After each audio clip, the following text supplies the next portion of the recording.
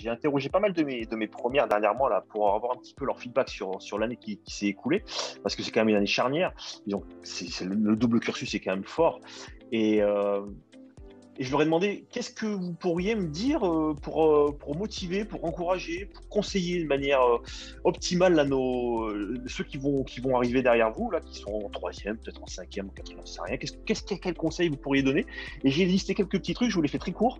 Donc, il me disait, ça peut vraiment marcher pour plein de gens. Il me disait, le plus important, c'est de rester concentré en cours. Parce que quand on est concentré en cours, déjà, on n'a pas besoin de refaire le truc le soir chez soi et on perd pas de temps. Première étape. Après, il me disait que l'organisation était très importante. Quand on a un double cursus comme celui-là, il faut très vite arriver à s'organiser, à mettre en place des plages qui vont être dédiées spécifiquement à OFA lycée, d'autres au lycée américain. Ensuite, il m'expliquait, et ça c'est évidemment super intéressant, qu'il y avait une grande opportunité d'avoir les deux scolarités parce qu'elles étaient complémentaires et qu'il prenait des méthodes dans chacune des deux scolarités, des deux cursus.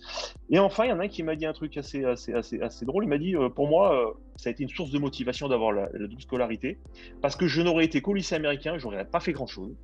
Et là, ça m'a surmotivé. J'ai vraiment bossé et j'ai vraiment appris plein de trucs. Ce que je vous disais tout à l'heure, une capacité de travail qui définissait comme remarquable, même s'il n'employait pas le mot remarquable, et une grande capacité d'organisation là aussi.